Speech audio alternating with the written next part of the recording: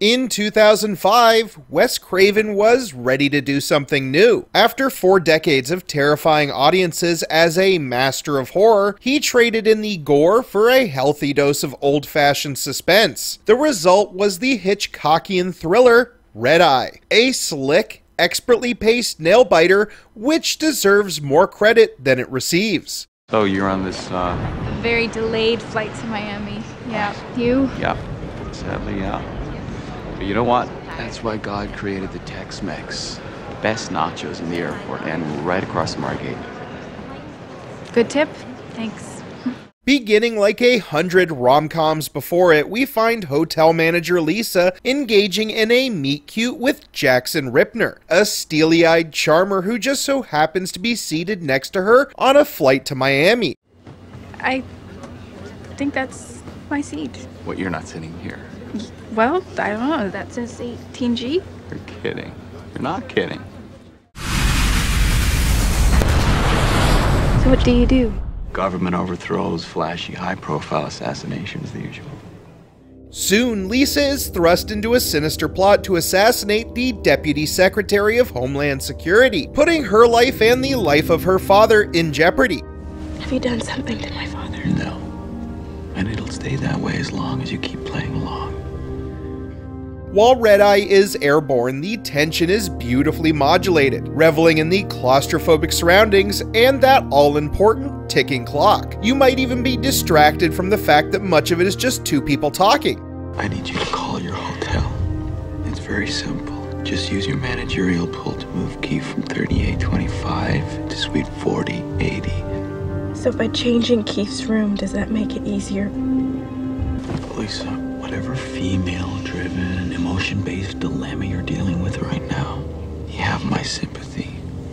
But for the sake of time and sanity, let's break this down into a little male-driven, fact-based logic. One simple phone call saves your dad's life, and it has to be made soon. The script is utterly efficient and ruthlessly paced. Efficiency must have been the watchword for the entire production, in fact. To beat the same year's flight plan to theaters, the entire process took 5.5 months to complete. It'll all be over soon. The Keefs will be history. Your dad will be safe. We'll both go back. What did you say? What? His family's with him. You're gonna kill his family too? Somebody wants to send a big brash message. That's their business.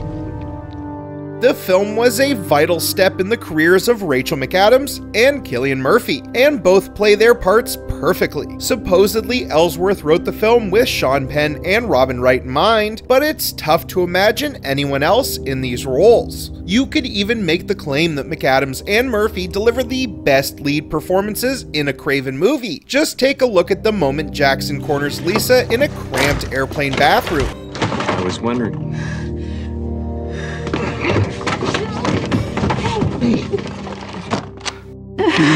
Dad, a favor, and stop gambling with his life.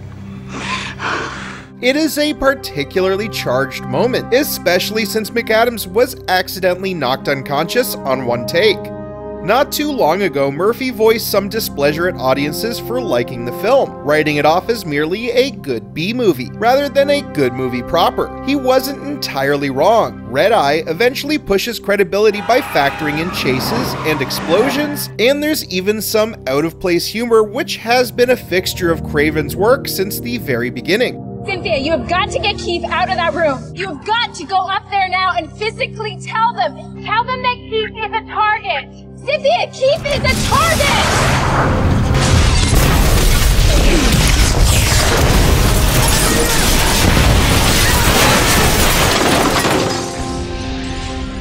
Many critics also agree that the housebound climax becomes formulaic, with the director indulging in some of his oldest tricks. There is a man in my house who's trying to kill me. But it's never enough to sink the enterprise or spoil one's enjoyment. And what the hell is wrong with a good B-movie anyway? Okay, so is this personal now? Just finishing the job. At a brisk 85 minutes, Red Eye delivers what is so rare in Hollywood these days, an economical mid-budget thriller which knows exactly what it is, and is never concerned with anything but pure entertainment. I think we had a really good night, all things considered. Just that one incident, really.